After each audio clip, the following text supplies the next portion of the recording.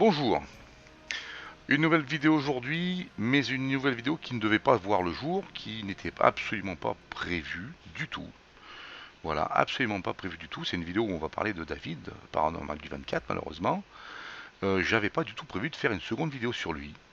Alors je vous dis ça tout de suite d'entrée pour que on ne se retrouve pas avec des commentaires, tu t'acharnes, patin, couffin. Non, je fais cette vidéo pour répondre à David et à mon ami de Je cherche à comprendre, hein, qui ont tous deux, samedi 24, publié une vidéo conjointe. Une vidéo bon, où ils vont essayer de faire un peu, tenter d'apaiser. On va dire que pour Pascal de Je cherche à comprendre, cette vidéo est là pour essayer d'apaiser les tensions entre chasseurs de fantômes et des bunkers. Pareil, voilà. Bon. Le problème c'est que dans cette vidéo, l'accent est mis très souvent et on me pointe du doigt très clairement en me jugeant responsable des problèmes qui se sont produits pour la fille de David, hein, dans son école. Bon, cette fille s'est faite emmerder, elle s'est apparemment même battue. Bon, j'en suis navré, sachez-le. Dans mon commentaire à David, j'avais été très clair, je suis navré pour sa fille, d'accord. Bon, on me pointe du doigt avec cette vidéo en me disant que je suis responsable. Waouh, je suis responsable de ça. Bon Dieu, eh ben, si ça c'est pas retourner les choses à son avantage, si c'est pas le monde à l'envers, écoutez, je sais pas quoi vous dire. De quoi je suis responsable? D'avoir fait une vidéo où j'explique un trucage. D'accord. Il y a une chose qui me choque beaucoup là-dedans, et je reçois pas mal de commentaires, et il y a une chose qui me choque, et c'est aussi ce qui a apparemment choqué David. Je ne comprends pas comment et pour quelle raison la vidéo de la fille de David, qui est une vidéo où elle est mise en scène en train de faire de la boxe, je ne comprends même pas pourquoi cette vidéo est a pu atterrir sur la chaîne de David, sur une chaîne consacrée aux phénomènes paranormaux. Alors déjà, ça c'est quelque chose que je ne comprends pas. Déjà, rien que dans le contexte, c'est une vidéo qui n'a rien à faire là. Si encore il s'agit d'une vidéo où sa fille aurait participé à une enquête, bon, pourquoi pas, mais c'est pas le cas. Bien. Donc qu'est-ce qu'elle fout là? Je ne sais pas. Aucune idée. Il faut savoir que cette vidéo a été publiée le 1er septembre et que j'ai publié moi ma vidéo le 5. Donc j'avais même pas forcément, j'avais pas conscience que cette vidéo était là. J'avais pas conscience que ça puisse se dégénérer pour sa fille. Maintenant je vais vous poser la question un peu d'une autre manière et je vais essayer de vous poser la question, euh, une question que je ne devrais pas vous poser en fait. Hein. Euh, ne devrait pas être, ne devrait-elle pas avoir été déjà retirée cette vidéo? Nous sommes aujourd'hui lundi. D'accord? Nous sommes aujourd'hui lundi. J'ai laissé plusieurs commentaires dans ce sens-là, même sur le Facebook de David, où j'ai expliqué que cette vidéo ne devait même plus être là. Aujourd'hui, lundi, cette vidéo, elle est toujours présente sur la chaîne de David. Ok. euh, Voilà, elle est toujours présente. Bon, ok. David nous dit qu'il veut protéger ses enfants. Bah, écoutez, moi j'en suis persuadé, je suis persuadé que c'est vrai, mais il faudrait peut-être le faire comme il faut. Enfin, je veux dire, il faudrait peut-être. Moi, ce que je fais pour protéger mes enfants, personnellement, c'est que déjà, je n'autorise pas qu'ils publient quoi que ce soit de personnel sur Internet. D'accord. Qui plus est, je préserve mon identité, car dans ce milieu du paranormal, de ce milieu des trucages, des faux ovnis, il y a beaucoup de gens pas très sains. Euh, et pour éviter que les menaces que je reçois, les insultes ne débordent sur ma vie privée, ben je le fais à visage couvert. Et je vais vous dire, j'ai encore répondu dans ce sens-là à une personne sur le Facebook de David. Hein, le jour où vous serez, vous, confronté à faire ce genre de choses, vous allez vous rendre compte qu'il vaut mieux le faire sous couvert de l'anonymat. Donc je le fais sous ce couvert-là. Donc bon, bah déjà, c'est un mauvais point pour David, parce que David est une personne publique. David le dit dans sa vidéo, ça fait des années que des gens l'emmerdent. Alors ça fait des années qu'il est emmerdé, qu'il est polémiqué, qu'il est controversé, que des gens crient au fake. Attention, les gens crient au fake. Voilà. Et malgré tout, il met une vidéo de sa fille. Ah merde, excusez-moi, mais si là, il n'a pas une part de responsabilité, mon cher David, c'est le monde à l'envers. Hein. Donc je suis pas content parce qu'on m'a pointé du doigt et je suis complètement contre. Je suis pas non plus d'accord avec mon ami Pascal de Je cherche à comprendre qui dit clairement, alors dans la vidéo ça se ressent pas vraiment. Il l'a expliqué après, on a eu une conversation dimanche fin de journée ensemble.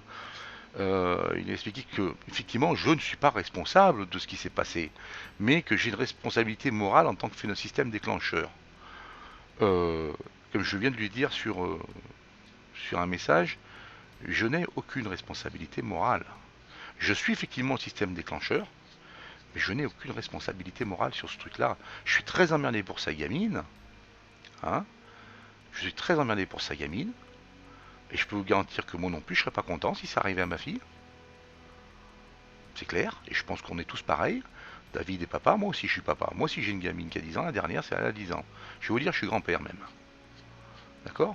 Et je peux vous garantir que je ne laisserai personne toucher à mes gamins. Bon, ceci étant dit, je fais ce qu'il faut pour. Voilà, ça commence par ça. Vous allez me dire, je suis méchant avec David. Ah bah oui, je suis le méchant débunker qui a causé du tort à la famille de David. Mais je suis désolé, non, non, c'est pas ça. C'est pas la réalité. Alors pourquoi on en est arrivé à cette vidéo-là et que ce soit beaucoup mis l'accent sur moi? Mais parce que, voyez-vous, ma vidéo dérange. Ma vidéo dérange beaucoup. Et que, bah, une fois de plus, on a déjà vu le cas au mois de juillet avec un autre, avec le saint patron, des CDF, des chasseurs de fantômes. Étant donné que ces personnes mettent un peu trop facilement leur vie de famille en avant, du coup, ben, ils ont des problèmes avec ça. Et ils cherchent à se faire plaindre, à être passés en victime. Voilà, c'est un peu ça. Et il y a un autre but. Voyez-vous, dans la fenêtre de gauche, vous avez la vidéo qui est celle de David. Hein. Comme vous constatez, apparaît ici, en haut, dans les suggestions de vidéos, ma vidéo. Et ma vidéo apparaît sur quasiment presque toutes les vidéos de David. Pourquoi? Ben parce que c'est une question technique avec YouTube, c'est l'algorithme, et c'est très et ben c'est gênant. Ben, je comprends bien que c'est gênant, voilà. Hein, parce que les gens qui regardent les vidéos de David, ben, ils voient la mienne, après ils viennent. Ah bah oui, forcément, il y a un truc qui va pas là. Bon, ça je comprends. Donc on a cherché à se poser en victime et surtout à inciter les gens à venir disliker ma vidéo. Parce que les gens, sur internet, il faut comprendre, c'est que vous ne voyez pas tout. Vous regardez une vidéo, je vous explique un truc, mais les gens ne vont pas forcément lire tous les commentaires, connaître tout l'historique. Ouais, c'est un peu comme lire un livre, mais lire un paragraphe dans un livre. Vous voyez? Vous ne connaissez pas toute l'histoire. Et les gens, bah, ils prennent fait et cause, surtout ceux qui suivent depuis longtemps. Ils disent, oh, il y en a encore un qui l'emmerde, encore un qui l'emmerde. Oh, ils viennent, ils dislikent. Et les dislikes les likes et les dislikes sont très importants parce que c'est eux qui vont générer la position, en partie, hein, eux, mais c'est aussi la pertinence.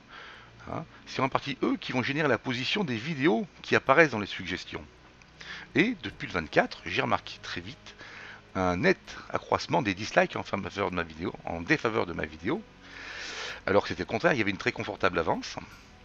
Et voilà. Donc, eh ben, l'objectif, eh ben, il est atteint. Voilà. Et oui, ça s'appelle, hein, ça s'appelle de la manipulation pour moi. Bon, il a été question. Alors, je vais répondre à quelques questions. Il y a des questions qui reviennent souvent. Pourquoi je ne veux pas parler à David au téléphone? Eh ben c'est simple. Déjà, j'ai eu un mauvais avis par rapport à la vidéo qu'il avait faite sur les pseudo-analystes. Hein, où, bon, il est ici très vindicatif. D'accord? Dans cette vidéo, il est très vindicatif, David. Pas très plaisant. Enfin, pas très plaisant. Je me comprends, je veux dire, c'est pas très engageant. Il faut savoir une chose, c'est que lorsque vous parlez à quelqu'un au téléphone, ce sont des paroles. Les paroles s'envolent, les écrits restent. Je préfère répondre par écrit, et une pour commencer, de manière à ce que mes écrits restent. Et vous remarquerez que dans mes écrits, jamais je ne menace, jamais je n'insulte, jamais je ne dis de grossièreté, que ce soit envers David ou envers personne. Je mesure toujours mes propos. Là, ce que je suis en train de vous dire dans cette vidéo, ce sont des paroles, mais ces paroles vont être publiées dans cette vidéo, et c'est un peu comme un écrit. Donc je mesure mes propos. D'accord? Pourquoi? Parce que ça peut être ça peut m'être retourné en pleine figure. Ça peut être utilisé contre moi. Lorsque vous dites une saloperie à quelqu'un, une méchanceté à quelqu'un au téléphone, c'est pas bien. Lorsque vous le répétez plusieurs fois dans la semaine, à cette même personne, c'est pas bien du tout. Mais lorsque vous l'écrivez une fois, c'est déjà trop tard. Pourquoi? Parce qu'entre le fait de penser, de parler et d'écrire ce qu'on pense, ça n'a pas la même valeur. D'accord? Donc il y a ce phénomène, je ne veux pas parler à David au téléphone seul, pour cette raison. Ensuite, je préfère conserver mes données personnelles privées, pour être sûr qu'elles n'aboutissent jamais. J'ai reçu plusieurs menaces, pour ceux qui suivent ma chaîne, selon lesquelles on devait prochainement divulguer mes informations personnelles, parce que je ne veux pas les donner. Mais étant donné le nombre de commentaires menaçants que j'ai reçus, je pense que vous allez comprendre, pour que vous compreniez mieux pourquoi je refuse de montrer mon visage, je refuse de livrer ma vie personnelle et mes données personnelles, et c'est mon droit. Attention, c'est mon droit. Toute personne qui s'amuserait à divulguer mes informations personnelles, qui ne sont pas publiques, attention, je fais en sorte qu'elles ne soient pas publiques, s'expose à des sanctions très lourdes. Ça c'est clair. Bon, je vais vous montrer quelques exemples de messages, de commentaires. Hein, ici, là, bougez pas. Je vous demande juste 3 petites secondes.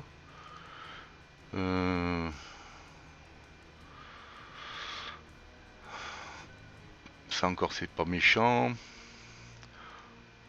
Il y a pire. Bougez pas.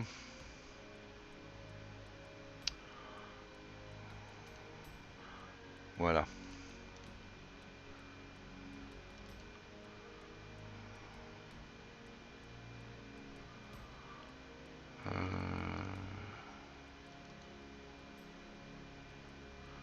Tiens, en voilà un, tiens.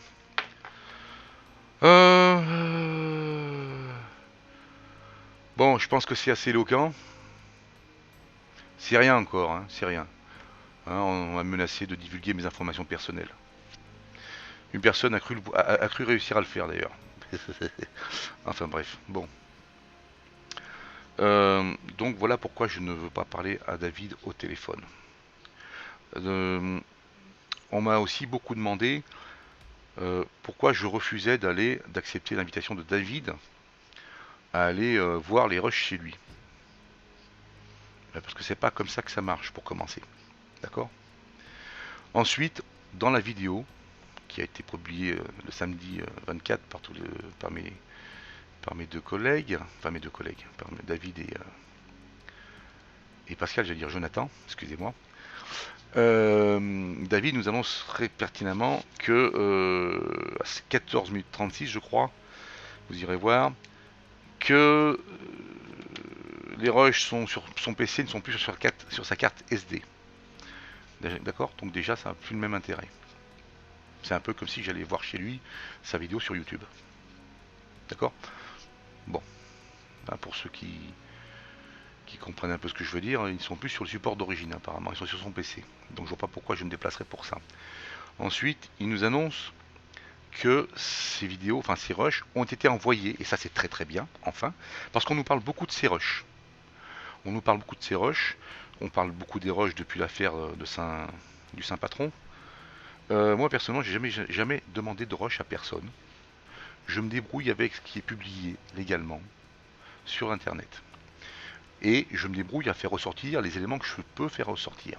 C'est-à-dire les plus gros, hein, les plus visibles. Et je vous les démontre, la preuve en image. Il a souvent été question des rushs. Ça a souvent été mis en avant, mais on n'a jamais vu de rapport. Hein. On nous a parlé il n'y a pas longtemps, il y a un petit moment déjà, de l'Université libre de Belgique qui avait analysé un PVE. On n'a jamais vu le rapport. Apparemment, David nous annonce aussi qu'il aura ce rapport lors de sa prochaine conférence. Eh bien, tant mieux.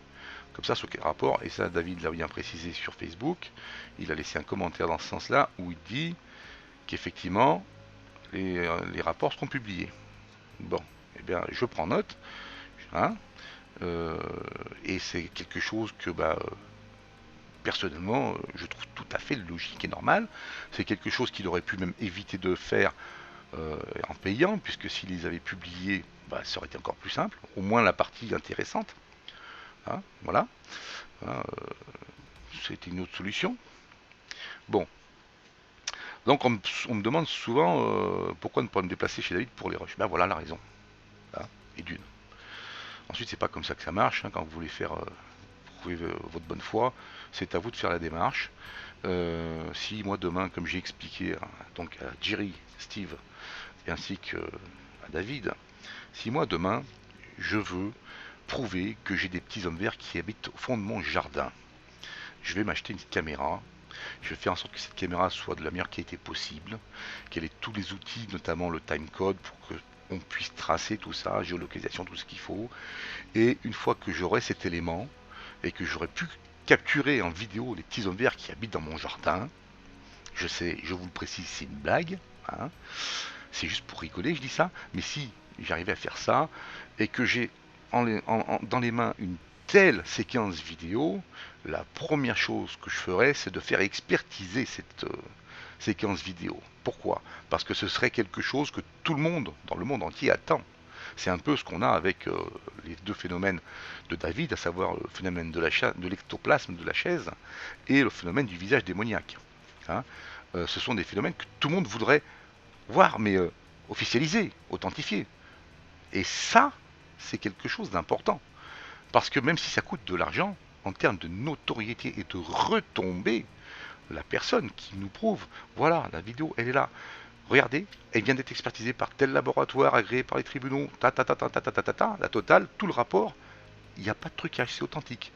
Cette personne, en termes de notoriété, elle fait un bond en avant immense. Ce qui aurait permis, et ce qui permettrait à David, en plus, de pouvoir aller plus loin dans ses enquêtes. Grâce à cette nouvelle notoriété, il serait approché par les télévisions du monde entier. On lui proposerait plein de choses. Ce serait énorme, vous voyez. Rien que ça, ce serait énorme. Bon, deuxième chose, encore une chose, on me demande souvent pourquoi je ne vais pas sur le terrain participer à une enquête. Alors là, je vous le redis, je l'ai dit à plein de reprises, par écrit dans les commentaires, je ne suis pas dans cette optique. Je ne suis pas un chasseur de fantômes. D'accord? J'apprécie de regarder tout ce qui a trait au paranormal. Par contre, je suis critique et je vérifie lorsqu'il y a un truc intéressant, lorsqu'il y a un truc, wow, ça c'est...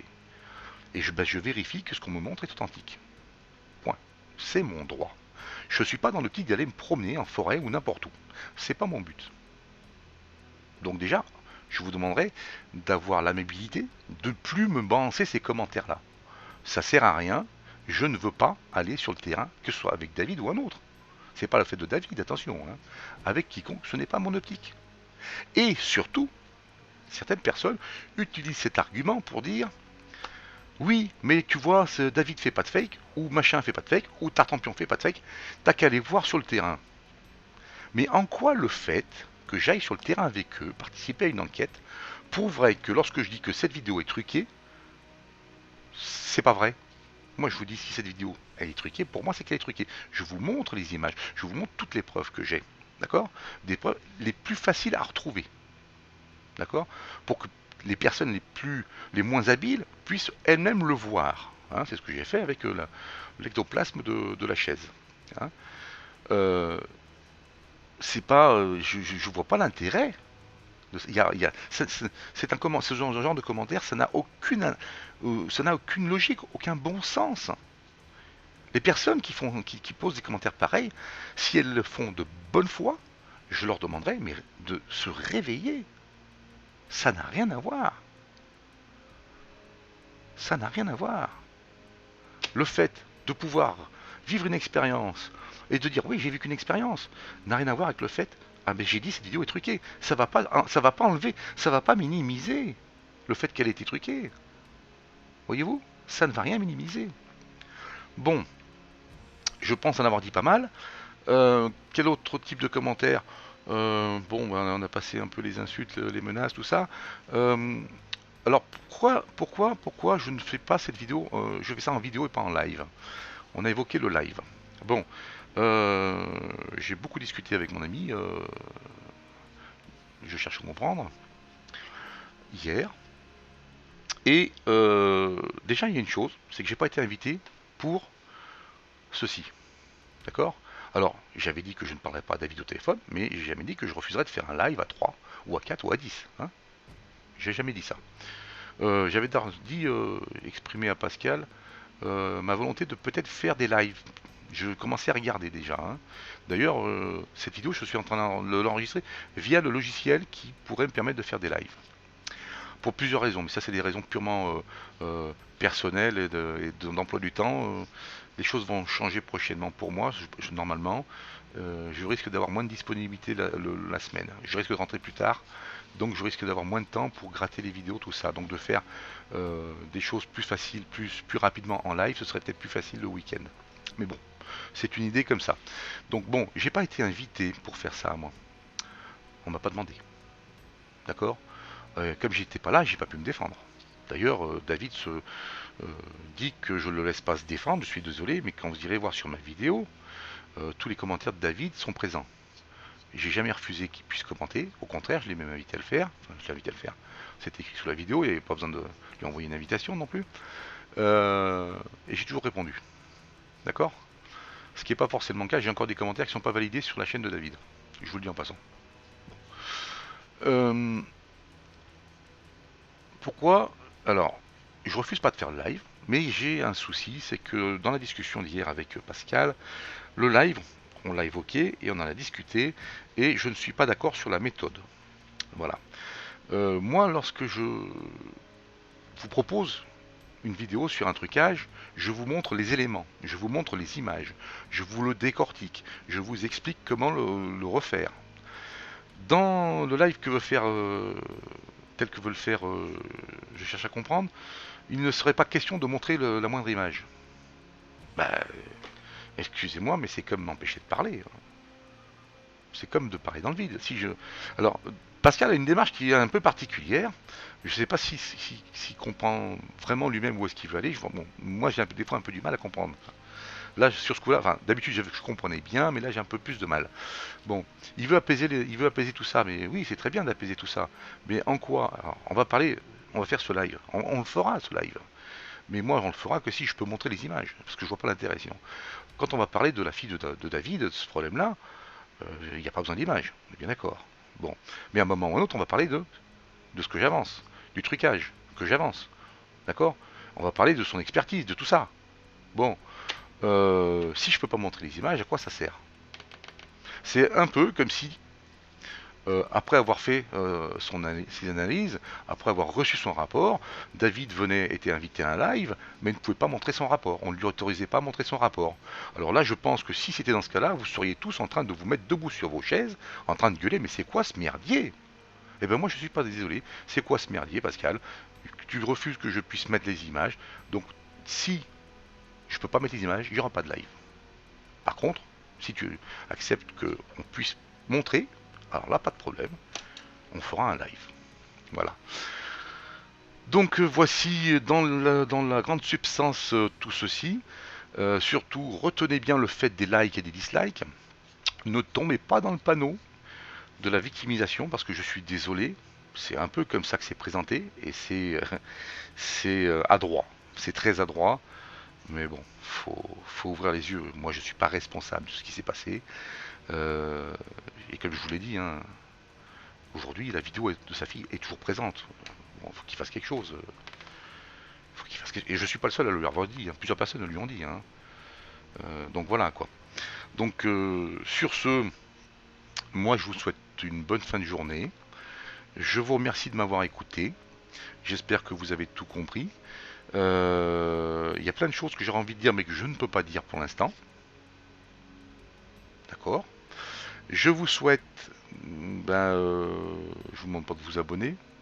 Je vous souhaite simplement de ne pas tomber dans le panneau bêtement. Je vous dis à très bientôt. Hein, et surtout, oui, je voulais vous dire quelque chose. Retenez bien la leçon. Voilà, c'est ça que je voulais terminer. Retenez bien la leçon. Il est très facile de faire croire tout et n'importe quoi sur Internet. D'accord? Tout et n'importe quoi.